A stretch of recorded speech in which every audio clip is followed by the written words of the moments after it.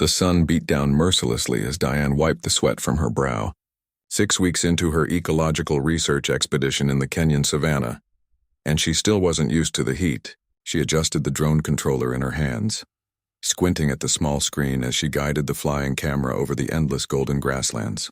The research team needed updated mapping of the local wildlife patterns, and drone surveys were faster than trudging through the tall grass on foot.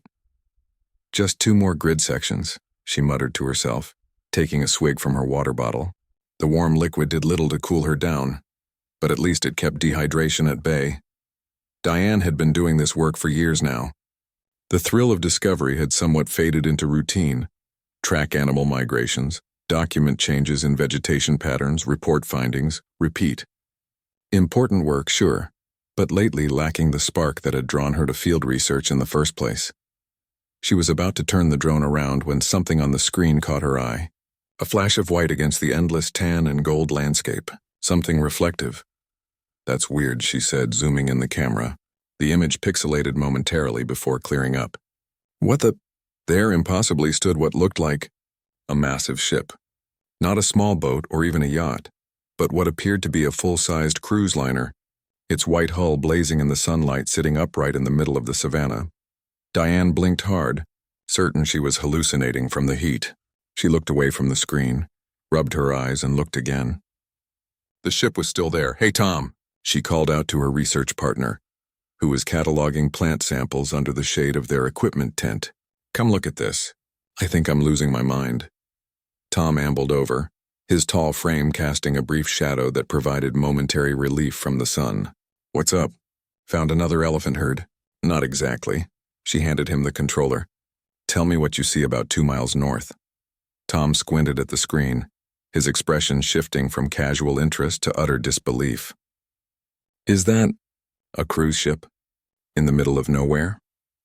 "So I'm not hallucinating. If you are, then I am too." He manipulated the controls, circling the drone around the massive object. "It's definitely real. Look at the shadow it's casting. And there's the name on the hull, Aurora Borealis. This is insane. How in the world did a cruise ship end up hundreds of miles from any ocean?" Diane took the controller back, examining the vessel from different angles. No drag marks. No cleared path. It's like it was dropped there from the sky. "Equipment malfunction?" Tom suggested weakly. Diane shook her head. 3 different readings, all showing the same thing. "Those are the coordinates." She pointed to the numbers at the bottom of the screen. "We need to go there. You want to travel 2 days off our research grid to look at what might be a mirage?" "That's no mirage." Diane was already packing up her equipment. "Think about it. If we're seeing this correctly, it's the discovery of a lifetime. A cruise ship intact in the middle of the savannah? That's impossible, which makes it worth investigating." Tom hesitated only briefly before nodding. "I'll radio base camp. We'll need extra supplies." The journey took longer than expected. They had to navigate around a rocky outcropping that didn't appear on their maps, and their research vehicle wasn't designed for speed. By the time they approached the coordinates on the second day, the sun was already low in the sky, casting long shadows across the landscape. "There," Tom said suddenly, pointing ahead. "I see it." Rising from the tall grass like a skyscraper transplanted from a coastal city was the cruise ship. Massive and white, with rows of cabin windows reflecting the orange glow of sunset. The vessel stood at least 10 decks high, its smokestacks reaching toward the sky. Just as the drone footage had shown, there were no signs of how it had arrived. No massive tracks, no evidence of construction equipment, nothing but undisturbed savanna grass gently swaying around its hull.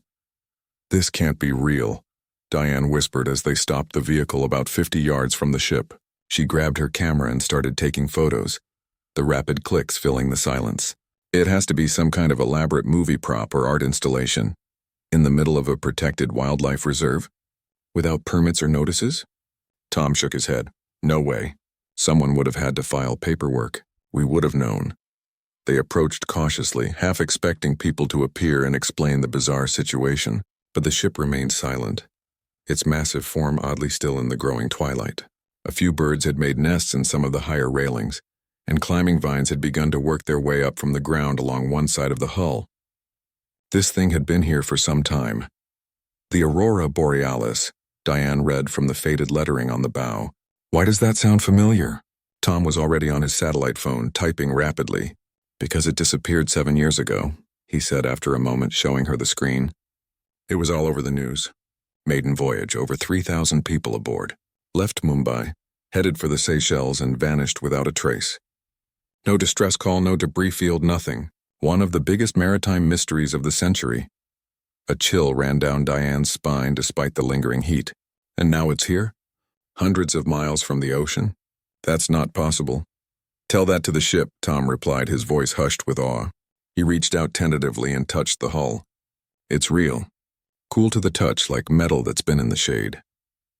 Diane walked along the side of the vessel, noting the barnacles still attached to the lower portions of the hull. Sea creatures long dead but their homes intact. Further proof of the ship's ocean origins. We need to get inside, she said. Are you crazy? We have no idea what happened here. For all we know, there could be bodies, Diane finished for him, or survivors. Either way, we need to know. But first, she snapped a few more photos, then sent them via the satellite link to their research headquarters. We need backup. And proper authorities. I don't think our research permits cover investigating ghost ships. As night fell, they set up camp within sight of the vessel, but kept their distance.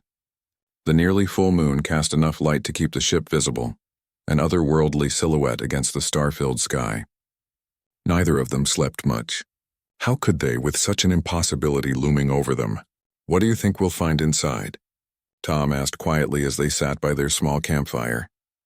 Diane stared at the dark windows of the cruise ship, each one a mystery waiting to be solved. I don't know. But I'm certain of one thing. Whatever's in there is going to change everything we thought we knew about what's possible in this world. As if in response, a faint light flickered briefly in one of the upper deck windows, then disappeared so quickly they both questioned whether they'd seen it at all. Morning came with a flurry of activity. Diane and Tom's satellite message had caused an uproar back at research headquarters. By mid-afternoon, the quiet Savanna became a makeshift command center as vehicles carrying government officials, maritime experts, and news crews churned up dust on the horizon. Well, there goes our peaceful research trip, Tom said, watching the procession approach. He and Diane had spent the morning circling the ship, taking photographs and measurements, but hadn't attempted to board. The strange light they'd seen last night hadn't reappeared, and in daylight the vessel seemed lifeless once more. Did you expect anything less? A missing cruise ship with thousands of people suddenly appears in the middle of nowhere. Diane shielded her eyes from the sun. This is going to be worldwide news by dinner time. The first to arrive was a stern-looking woman in a crisp khaki uniform who introduced herself as Inspector Chen from Interpol. You two found this vessel? She asked, not bothering with pleasantries. Diane nodded. Yesterday afternoon. We spotted it with our research drone. And you're certain you saw a light in one of the windows last night? We think so, Tom said. It was brief. Could have been a reflection. Chen's expression gave nothing away. No one is to approach the vessel until my team secures it. Is that clear? More vehicles arrived. Men and women in various uniforms and suits poured out, setting up equipment. Satellite dishes pointed skyward. Barriers were erected. Armed guards took positions. The Aurora Borealis stood silent amid the commotion, like an impossible monument to some unknown event. A heavy-set man with a salt-and-pepper beard approached Diane and Tom. Dr. Rodriguez, he introduced himself, shaking their hands. Maritime Investigation Bureau. I've been tracking the Aurora Borealis case since it disappeared. Never in my wildest theories did I imagine finding it like this. What exactly happened to it? Diane asked. Tom found some information online, but not much detail. Rodriguez's eyes never left the ship as he spoke. Maiden voyage. Left Mumbai port on April 18, 2018, everything normal. Then on the second night at sea, poof. Gone. No distress signal. No debris, the weather was clear. Just vanished with all 2,753 passengers and 148 crew members. Tom whistled. Nearly 4,000 people. Families, tourists, workers gone without a trace. Rodriguez finally looked at them. Until now. But this, he gestured at the savanna surrounding them, raises more questions than it answers. Inspector Chen approached with several people in hazmat suits. We're going in, Dr. Rodriguez, you're with us. You two, she pointed at Diane and Tom. Stay here. No way, Diane protested. We found it. We should be part of the first team in. Chen seemed ready to argue, but Rodriguez interceded. They might notice things we don't. They know the local environment. Could be useful. After a tense moment, Chen nodded. Fine, but you follow protocol. Full protective gear. You touch nothing without permission. Understood? 20 minutes later, Diane found herself sweating inside a hazmat suit, climbing a ladder that had been secured against the ship's hull. The main gangway was sealed shut, but they'd found a maintenance hatch that, surprisingly, opened without much effort. The exploration team consisted of 8 people. Inspector Chen, Dr. Rodriguez, 2 security officers, a medical doctor, a forensic specialist, and Diane and Tom. Each wore body cameras and carried specialized equipment. Stay together, Chen ordered as they entered a narrow corridor. The air inside was stale but breathable. Emergency lights glowed dimly, casting everything in an eerie blue tint. Power systems still partially operational, Rodriguez murmured, checking a handheld device. Backup generators. Shouldn't be possible after 7 years. They moved deeper into the ship. The corridors were clean and showed no signs of struggle or panic.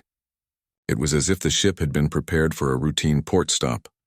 This way to the main deck, Rodriguez directed, consulting a digital blueprint. The grand atrium of the Aurora Borealis would normally have bustled with activity. Passengers lounging at bars, shopping at boutiques, planning excursions at information desks. Now it stood frozen in time. Half-empty cocktail glasses sat on tables. A pianist's sheet music remained open, ready to be played. Where is everyone? Tom whispered, his voice carrying in the silence. The forensic specialist, a woman named Dr. Patel, examined one of the glasses. Liquid still present, she said, taking a sample. No visible mold or decay. Impossible. Check this out, Diane called, standing near a wall of clocks showing different time zones. They're all stopped at the same time, 11:27 p.m. The exact time the ship's tracking system went offline.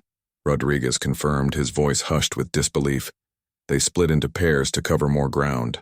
Diane and Tom took the upper passenger decks. Room after room they found the same scene. Personal belongings neatly arranged, beds made or turned down for the night, but no people. No bodies, no signs of evacuation. It's like everyone just vanished, Tom said as they checked another suite. Look, the shower in this one is still damp. Diane ran her gloved finger along a dresser top. No dust anywhere. She pointed to a cup of coffee on a desk. This looks like it was poured this morning. When they regrouped in the ship's main restaurant, everyone reported similar findings. Dining tables set for dinner, food in the kitchen's refrigerators showing no sign of spoilage, personal items left behind, watches, purses, cell phones. Even the ship's log ended mid-entry. The captain wrote about unusual instrument readings and strange luminescence in the surrounding waters right before the final entry. Chen read from the bridge log. Nothing about evacuation or distress? And then what? Diane asked. 4,000 people just disappeared? The ship teleported hundreds of miles inland? None of this makes any sense. Dr. Rodriguez had been examining the navigation systems. The GPS data is corrupted, but there's something interesting here. The ship's final coordinates don't match any known shipping lanes. They were already off course when the systems went dark. Off course where? Chen asked. Rodriguez showed her the screen. Middle of nowhere. About 200 miles from the nearest landmass. Deep water. No known shipping hazards. Could it have been hijacked? Tom suggested. Some kind of elaborate terrorist plot? Chen shook her head. No group ever claimed responsibility. And this, she gestured around them, is beyond any terrorist capability I've ever encountered. As the day wore on, they discovered more puzzling elements. The ship's security footage ended abruptly at 11:27 p.m., showing nothing unusual before the cutoff. Radiation levels were normal.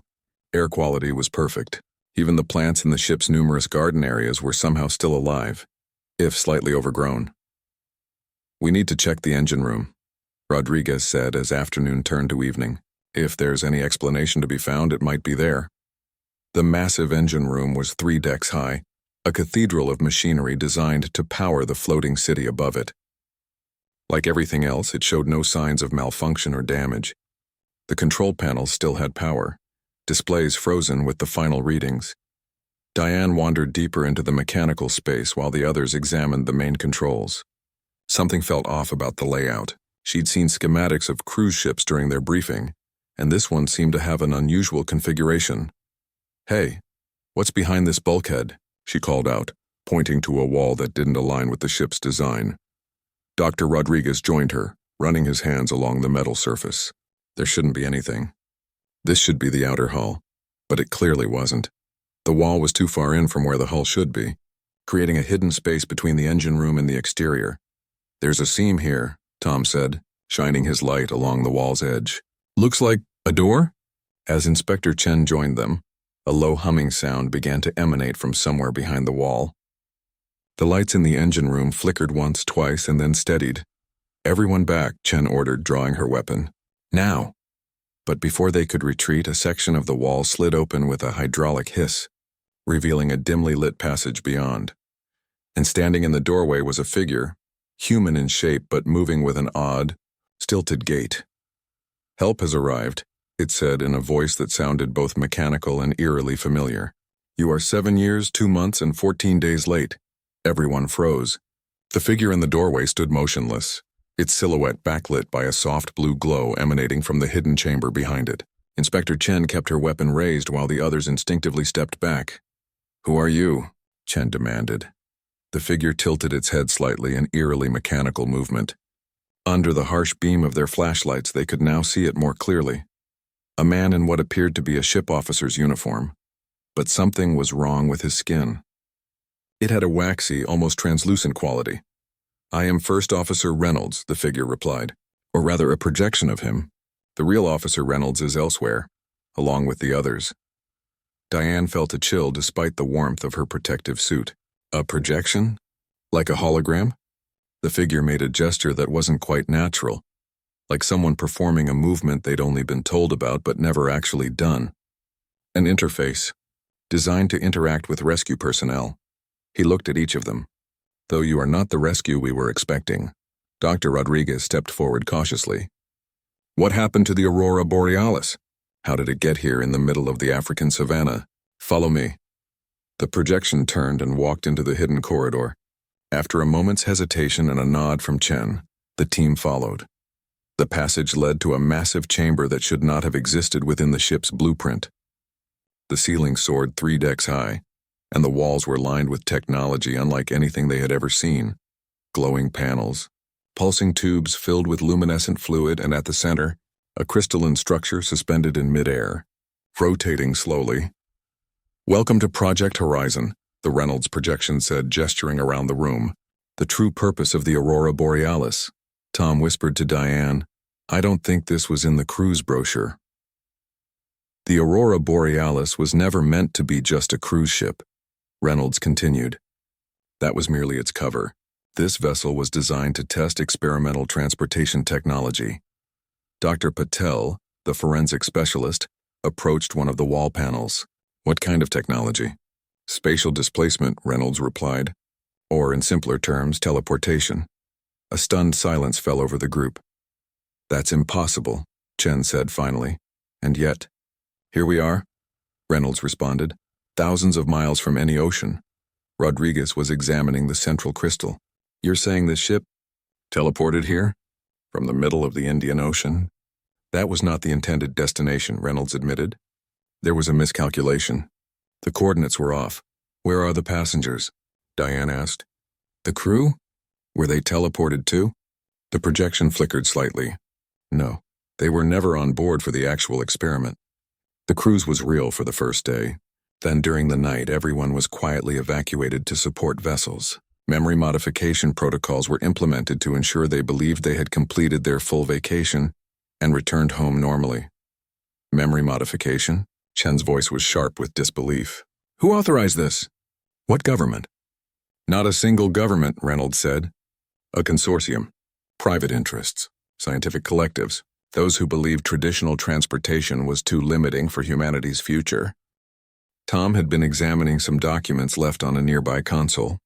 "These logs say the experiment was only supposed to move the ship 5 miles as a test. Not hundreds of miles onto land," the projection nodded. "A catastrophic error in the targeting system. When the displacement field activated, it drew far more power than anticipated. The coordinates shifted. By the time the system administrators realized what was happening, it was too late to abort. So the ship appeared here 7 years ago? Diane asked, trying to piece it all together. Correct. The automated systems have maintained life support and basic functions since then. The projection interface, myself, was programmed to activate when rescue personnel arrived. Reynolds looked at them with an expression that was almost sad. We did not anticipate it would take so long. Chen had been taking photos of everything. Why didn't the consortium come looking for their missing ship and technology? They did, Reynolds replied. 3 search teams were dispatched. None returned. A chill ran through the room. What happened to them? Dr. Patel asked. The projection flickered again. Unknown. The ship's sensors detected their approach but lost track of them approximately half a mile from the vessel. Communication attempts failed. Rodriguez had moved to a computer terminal and was scrolling through data. According to this, the ship is still active. The teleportation device is in standby mode. A safety protocol, Reynolds confirmed. After the initial displacement, the system was designed to enter hibernation until proper authorities could assess the situation. Diane walked around the crystal. Could it be activated again? Could it send the ship back? Theoretically, yes, but it would require precise calculations and significantly more power than the backup generators currently provide. Tom joined Rodriguez at the terminal. These readings don't make sense. According to this, the ship didn't just move through space. The projection completed his thought. It also moved slightly through time. Approximately 3 days forward. A side effect we did not anticipate. Inspector Chen had heard enough. We need to report this and get a full containment team here. This technology is too dangerous to leave unsecured. Wait, Diane said. You mentioned the others earlier. You said the real Officer Reynolds is elsewhere with the others. What did you mean by that? The projection's face became eerily still. The experiment had observers. A skeleton crew of 12 scientists and 3 security personnel. They remained on board during activation. Where are they now? Chen demanded. Some are here on the ship. We haven't found any bodies, Dr. Patel said. Not bodies, the projection corrected. They exist, differently now. As if on cue, a low humming sound began to emanate from deeper within the chamber. A door at the far end slid open, revealing a dimly lit room beyond. Inside, floating spheres of blue-tinged energy hovered at about chest height. What are those? Tom whispered. The observers, Reynolds said simply. The displacement field had an unexpected effect on organic matter. Their physical forms were redistributed. Diane stared in horror. Those spheres are people? In a manner of speaking. Their consciousness remains intact, but their physical form could not withstand the transition. Dr. Patel approached one of the spheres cautiously. It pulsed gently, almost as if responding to her presence. Can they communicate? She asked, not in conventional ways. They exist in a state that bridges multiple dimensional planes now. They perceive reality differently. Chen had backed toward the exit.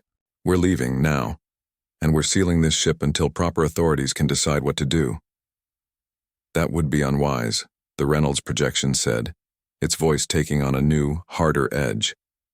The observers have been waiting 7 years for rescue. They are impatient. The humming grew louder. The energy spheres began to move, drifting out of their chamber and into the main room. What's happening? Rodriguez asked, backing away from the approaching spheres.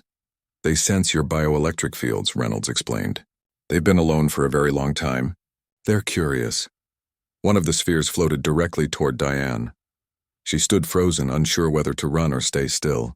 As it drew near, she felt a strange tingling sensation in her mind, like fingers gently brushing against her thoughts. They're trying to communicate, she whispered. I can feel something. Tom grabbed her arm.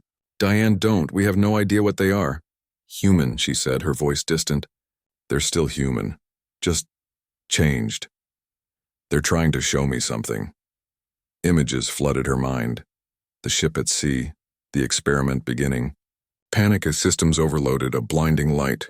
Then pain, confusion, transformation. And after that, years of silent waiting in this new form. Unable to die. Unable to truly live. Diane gasped as the connection broke. The sphere drifting back slightly. They want help, she said, looking at the others. They've been trapped like this for 7 years. They want to go home. Is that even possible? Dr. Patel asked, looking at the Reynolds projection. Unknown, it replied. No protocols exist for reversing their condition, but they believe it might be possible by reactivating the displacement field with modified parameters. Inspector Chen shook her head firmly. Absolutely not. We are not activating experimental teleportation technology based on the wishes of whatever these are. As if in response, all the lights in the chamber flickered violently. The ship groaned around them, metal creaking. I don't think they're giving us a choice, Rodriguez said quietly. The spheres had surrounded them now, pulsing with increasing intensity. The ship's engines, dormant for years, suddenly roared to life. What's happening? Tom shouted over the noise. The Reynolds projection smiled for the first time, an expression that didn't quite fit its face. The observers are taking matters into their own hands. They've waited long enough. The next phase is beginning. Through the vibrations and noise, Diane felt it first, the subtle sensation of movement beneath their feet. Impossible as it seemed, after 7 years of sitting motionless in the African savanna, the aurora borealis was preparing to move again. The floor beneath them vibrated with increasing intensity. Lights throughout the ship flickered on, systems awakening after years of dormancy. Through the small porthole windows, they could see the gathering crowd outside backing away from the vessel in panic. We need to get off this ship now, Inspector Chen shouted, already moving toward the exit. The security officers followed her lead, but when they reached the hidden doorway, it slammed shut with a hydraulic hiss. That's not good, Tom said, his voice barely audible over the rumbling engines. The Reynolds projection stood calmly amid the chaos. The observers will not let you leave. They require assistance. Assistance with what exactly? Rodriguez demanded, bracing himself against a console, as the ship shuddered violently. Returning. Home? The projection replied simply. Diane felt another brush against her mind as one of the energy spheres hovered close to her. More images flooded her thoughts, technical schematics, equations, procedures she couldn't possibly understand. They're trying to show me how to help them, she gasped. But it's too complex. I don't understand what they need. Dr. Patel had managed to access another terminal. According to this, the displacement field is building power, but it's unstable.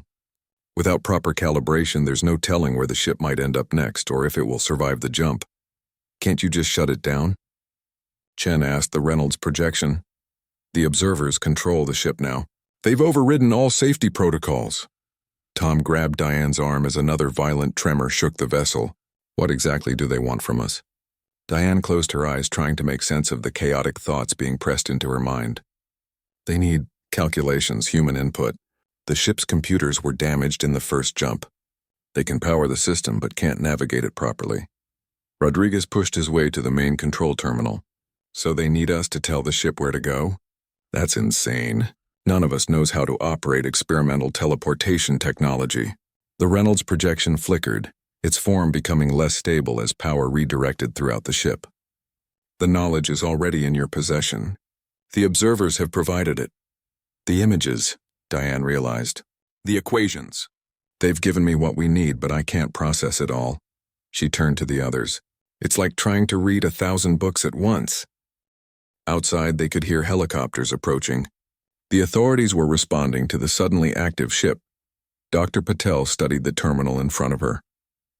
If I'm reading this correctly, the displacement field is designed to transport the ship back to specific coordinates. But there's a problem with the targeting system. What kind of problem? Chen asked, having given up on escaping for the moment. It's locked onto the ship's original departure point, the dock in Mumbai, but the power levels are fluctuating wildly. If this activates now, she looked up, her expression grim. The ship could materialize inside solid matter. The results would be catastrophic.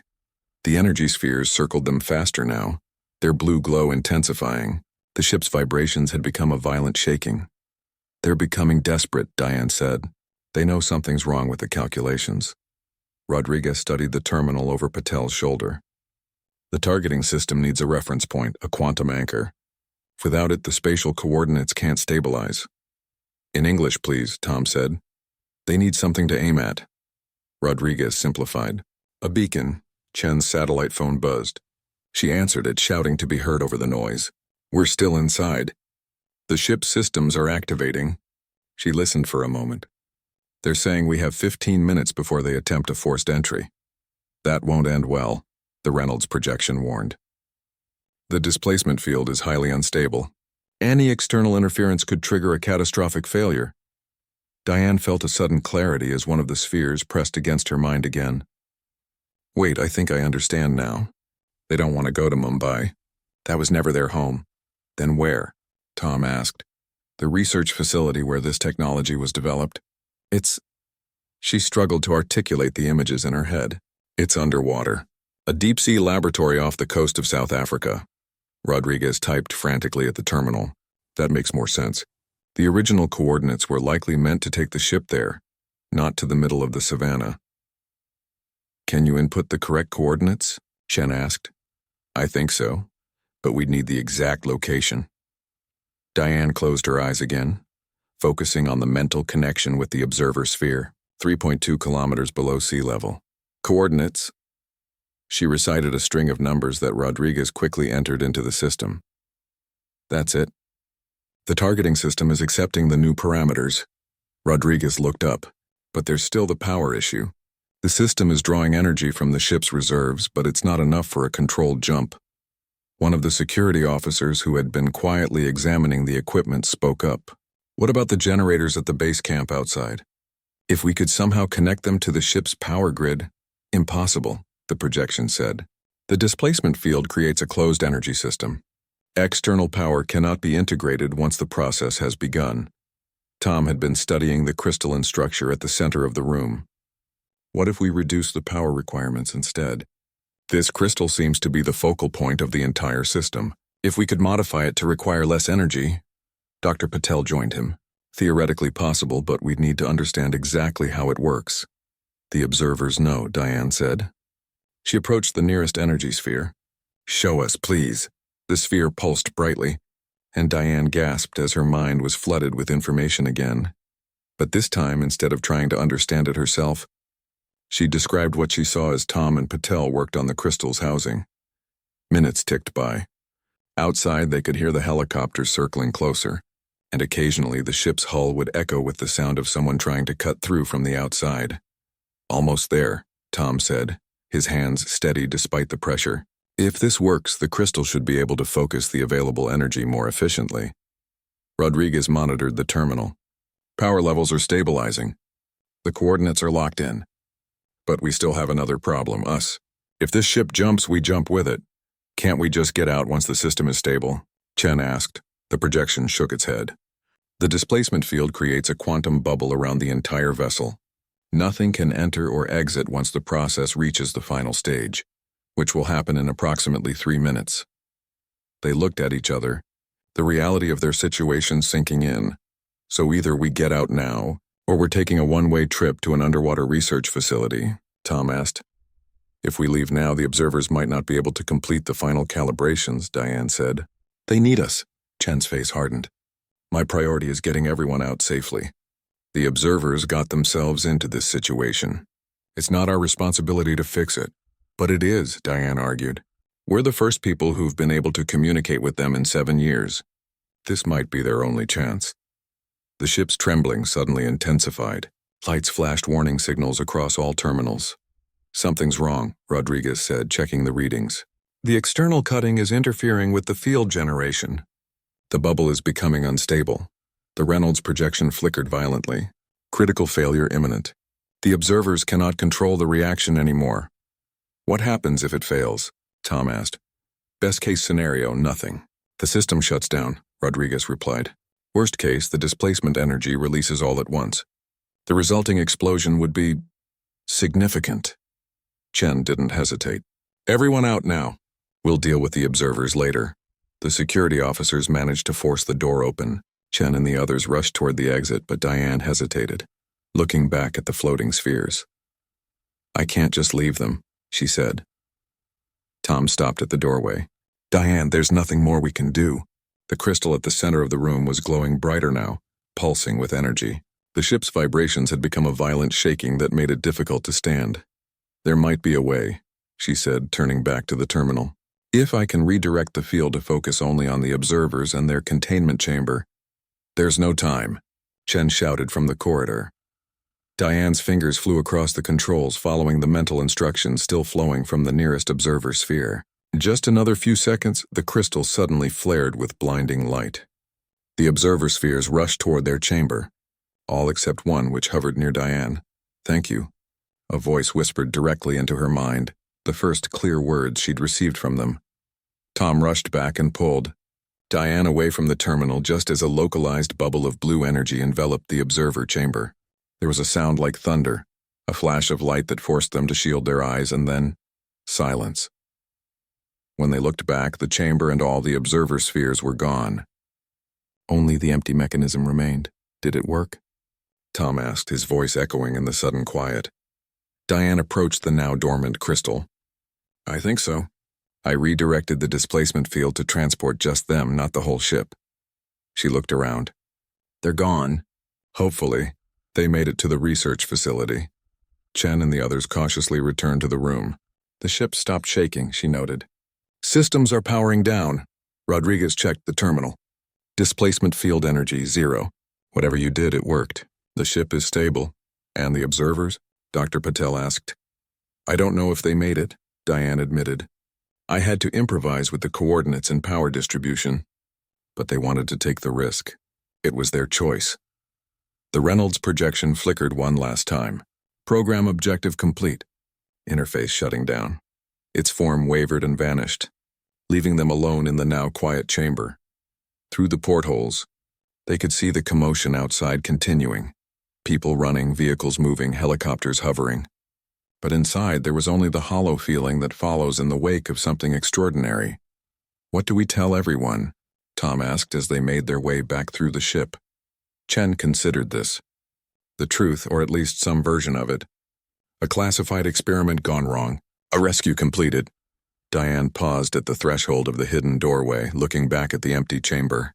"Do you think we'll ever know if they made it?" "Some mysteries aren't meant to be solved," Rodriguez said quietly. "But you gave them their best chance. That's something." As they emerged into the African sunlight, the ship behind them now just an empty vessel, Diane couldn't shake the feeling that this wasn't quite over. Something extraordinary had happened here. Something that defied explanation. And somewhere, perhaps miles beneath the ocean's surface, 15 consciousness bubbles were finally finding their way home. 3 months passed. The Aurora Borealis remained where it had been found, but everything around it had changed. A high-security fence now enclosed the area. Research facilities had sprung up nearby, and teams of scientists, military personnel, and government officials came and went daily. The official story released to the public was vague: an experimental vessel transported during a classified test, now being studied by international authorities. Diane sat at a small desk in one of the temporary buildings, staring at satellite imagery on her computer screen. She'd been reassigned from her wildlife research to a special consultant position with the newly formed Anomalous Transportation Research Initiative. Most days she wondered if she'd made the right choice in accepting. A knock at her door pulled her attention away from the screen. Tom entered carrying 2 cups of coffee.